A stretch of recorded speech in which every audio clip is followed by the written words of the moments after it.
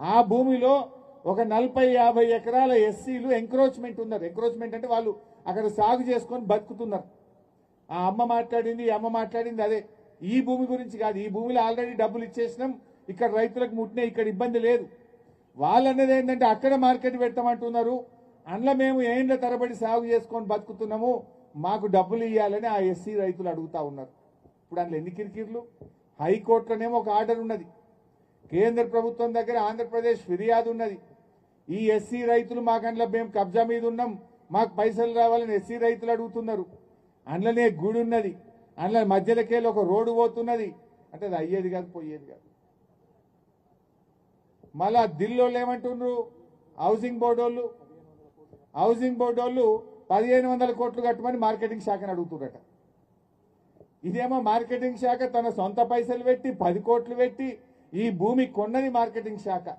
ఈడ అంతర్జాతీయ మార్కెటింగ్ వ్యవస్థ నిర్మాణానికి 350 కోట్ల డబ్బులు డిపాజిట్ చేసి పెట్టింది మార్కెటింగ్ శాఖ. భూమిని ఆగం చేస్తారట, మనకు చెట్ల పొన్న గుట్టల పొన్న బొమ్మంటారు. ఆ గుట్టలలో హైకోర్టు కేసు ఉన్నది, ఆంధ్రప్రదేశ్ పంచాయతీ ఉన్నది, ఎస్సీల పంచాయతీ ఉన్నది, అందులో గుడి ఉన్నది, మడిమిట్లకెలో రోడ్డు ఉన్నది. అంటే ఇది అయ్యే ముచ్చట కాదు. మార్కెట్కు మంగళం, భూమి మాత్రం కథ, భూ బకాసారులో మయం చేసే కథ. అంటే ఈ భూమి మీద కన్ను పడ్డది. సబితకు అన్నట్టు సూర్యుడు చుట్టూ భూమి తిరిగితే రేవంత్ రెడ్డి భూమి చుట్టూ తిరుగుతుండు. రేవంత్ రెడ్డి భూమి చుట్టే తిరుగుతుండు, ఆడ భూమి కనబడ్డది మాయమిగా. ఇప్పుడు ఈ భూమి మీద కన్ను పడ్డది. ఇది మంచిగా కట్నే ఇల్లు పెట్టిన పోయే వాళ్ళకి తయారున్నది. ఇంట్లో ఉన్న ఇబ్బందులన్నీ తీసేసి మంచిగా మార్కెట్ కడదామని దీన్ని తయారు పెడితే దీని మీద కనబడ్డది. ఇక మార్కెట్ ఏమన్నా కానీ ఆ మార్కెట్ కట్టినా కట్టకుండా అభ్యంతరం అది అయినప్పుడు అవుతుంది, కానీ ఇప్పుడైతే దీన్ని అయితే లేపుకుందామని. అందుకే ఎవడో వచ్చిందట కేరళకి వెళ్ళి, చెన్నైకి వెళ్ళి వచ్చి దీన్ని చూసిపోయాడట సాయంత్రం పూట సీకట్ల. ఇది ఏమో ప్రయత్నము. ఆ గుట్ట మీద కడితే అవుతుందా? ఆ గుట్ట మీద వాళ్ళకే ఆ కోల్డ్ స్టోరేజ్ వాళ్ళకో లేదా ప్రాసెసింగ్ వాళ్ళకో ఆ గుట్ట మీద వాడు కట్టుకుంటాడు ప్రైవేట్ వాడు. వీళ్ళు రైతులు కదా. రైతులు ముఖ్యమా, దళారులు వ్యాపారులు ముఖ్యమా? నీకు నువ్వు రైతుల పక్షాన ఉంటావా, దళారుల పక్షాన ఉంటావా? దళారులకే దిల్లు భూములు ఇయ్యడు, ఎందుకంటే అది నడవదు కేసు. అది కేసు ఉంది, దానికి తెలుసు. అందరికంటే ఎక్కువ రేవంత్ రెడ్డికి తెలుసు. ఆ దిల్ భూములు ఇప్పట్లో పంచాయతీ దిగది, ఆ భూములు ఇప్పట్లో చేతికి రావు.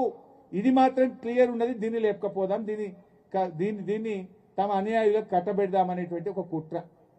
అందువల్ల రేవంత్ రెడ్డి నిజంగా నువ్వు ప్రాసెసింగ్ ప్లాంట్లు పెట్టాలంటే దిల్ భూముల్లో పెట్టు. ఇక్కడ మాత్రం అంతర్జాతీయ స్థాయిలో ఇక్కడ ఫ్రూట్ మార్కెట్ను తప్పకుండా నిర్మించాల్సిందే. ఇది ఎంతో మంది నిజానికి గడ్డి అన్నారంలో కానీ మహేశ్వరంలో కానీ కొన్ని వేల మంది బతుకుతూ ఉంటారు. వేల మంది ఈ మార్కెట్ మీద హమాలీలు కావచ్చు, రిటైలర్స్ కావచ్చు, ప్యాకింగ్ వాళ్ళు కావచ్చు, ప్రత్యక్షంగా పరోక్షంగా వేల మంది దీని మీద జీవనాధారం ఉంటుంది. లక్షల మంది రైతుల భవిష్యత్తు దీని మీద ఉంటుంది. వేల మంది ప్రజల బతుకుదెరువు ఆలోచిస్తావా? లక్షల మంది రైతుల బతుకుదెరువు ఆలోచిస్తావా? నలుగురు దళారులకు ఈ భూమిని అప్పజెప్పి నీకు వచ్చే కమిషన్ల గురించి ఆలోచిస్తావా అని మేము అడుగుతా ఉన్నాం. రైతుల్ని కూడా వదిలిపెట్టావా నీ కమిషన్ల కోసం? చివరికి రైతుల భూముల మీద కూడా నీకు కన్నుబడితే ఏమైతుంది? ఈ రాష్ట్రం ఎటుపోతుందో ఒక్కసారి అలా ఆలోచించాల్సిన అవసరం ఉంది. అందుకే ఈ వేదిక నుంచి ప్రభుత్వానికి విజ్ఞప్తి చేస్తున్నాం. కబ్జాలకు కాదేది అన్నట్టు నువ్వు చివరికి రైతులను మార్కెట్ యార్డ్ భూముల మీద కూడా నీ దృష్టి పడ్డది. ఈ భూమి ఆల్రెడీ మార్కెట్ యార్డ్ మార్కెటింగ్ శాఖ నోటిఫై చేసింది. మార్కెటింగ్ శాఖకి ఈ భూములు అప్పజెప్పడం జరిగింది. మార్కెటింగ్ శాఖ ఆధ్వర్యంలో ఇక్కడ ఫౌండేషన్ స్టోన్ వేయడం జరిగింది. మార్కెటింగ్ శాఖ ఆధ్వర్యంలో 350 కోట్ల నిధులు సమీకరణ చేయడం జరిగింది. మార్కెటింగ్ శాఖ ఆధ్వర్యంలో 1000 కోట్ల రూపాయలతో ప్రణాళిక సిద్ధం చేయడం జరిగింది. దాన్ని ముందుకు తీసుకుపోండి, రైతుల భవిష్యత్తు ఆలోచించండి. నువ్వే అంటున్నావు కదా, నిన్న ఇవాళ పంట మార్పిడి అంటున్నావు. మరి కూరగాయలు పండించే రైతులు, పండ్లు పండించే రైతుల కోసం ఇంకా మంచి మార్కెట్ కట్టాలని ఆలోచన చేస్తావా? ఉన్న మార్కెట్ను ఆగం చేస్తావా? ఉన్న మార్కెట్ను లేకుండా భూములను కబ్జా పెడతావా?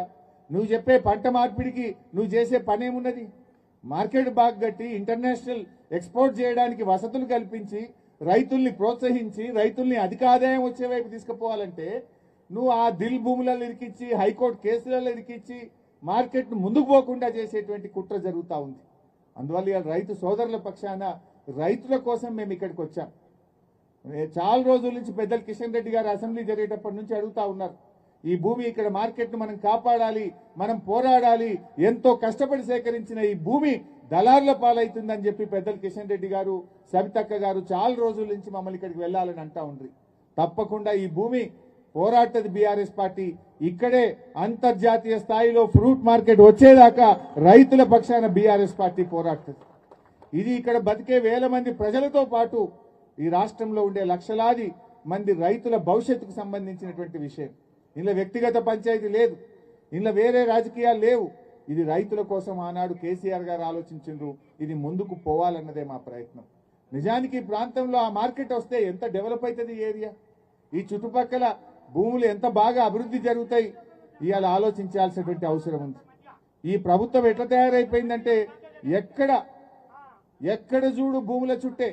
ఇగో ఈ పక్కనే మరి రామ్దాస్ పల్లిలో సర్వే నంబర్ 41లో 1200 ఎకరాలు ఇప్పుడు ప్రాహిబిషన్ కింద పెట్టింది.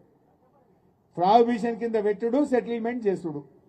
ఆనాడేం చెప్పిండ్రు, బీఆర్ఎస్ ప్రభుత్వం ధరణిలో కొన్ని వేల ఎకరాలు ప్రాహిబిషన్లో పెట్టింది, మేమొస్తే వాటన్నిటినీ ప్రాహిబిషన్లోకి వెళ్ళి తీసేస్తామన్నారు. కానీ ఇవాళ ఏమైంది, 1 కోటి ఎకరాలు ప్రాహిబిషన్లో పెట్టింది. ఎక్కడ పడితే అక్కడ ప్రాహిబిషన్లో పెట్టి రైతుల ఉసురు పోసుకుంటా ఉన్నారు. ఈ పక్కనే రామ్దాస్ పల్లిలో 1200 ఎకరాలు కొత్తగా ప్రాహిబిషన్లో పెడితే అక్కడ అనేక మంది రైతులు, ఎస్సీ బీసీ ప్రజలు ఎంతో మంది ఇబ్బంది పడతా ఉన్నారు. ఎక్కడ పడితే అక్కడ ప్రాహిబిషన్లో పెట్టుడు, రైతులతో సెటిల్మెంట్లు చేసుడు. ఎప్పుడు తీసేస్తారు? 2.5 ఏండ్లైంది. భూములన్నీ ప్రాహిబిషన్ నుంచి బయటకు తెస్తామని చెప్పి ఇలా 1 కోటి ఎకరాలు ప్రాహిబిషన్లో పెట్టి రైతుల ఉసురు పోసుకుంటున్నటువంటి పరిస్థితి ఉన్నది. సో ఇప్పటికైనా తక్షణమే ప్రాహిబిషన్ లిస్టులో నుంచి భూములన్నీ తీసివేసి రైతుల్ని ఇబ్బంది పెట్టకుండా చూడాలని చెప్పి కూడా ఈరోజు మేము విజ్ఞప్తి చేస్తా ఉన్నాం. మా కిషన్ అన్న చెప్తున్నాడు, పక్కనే వెంకటేశ్వర ఆనంద నిలయం కడుతుండట. వెంకటేశ్వర అభిషేక ఆనంద నిలయం, వెంకటేశ్వర అభిషేక ఆనంద నిలయం. అభిషేక్ అంటే వాళ్ళు, ఆనంద అంటే వాళ్ళు. 12 ఎకరాలు పెట్టిరట కబ్జా. వెంకటేశ్వర అభిషేక ఆనంద నిలయం.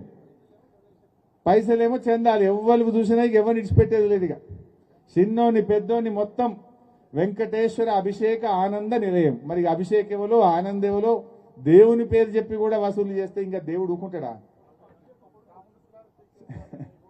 అవన్నీ పాపం ఉత్తగానే పోదు.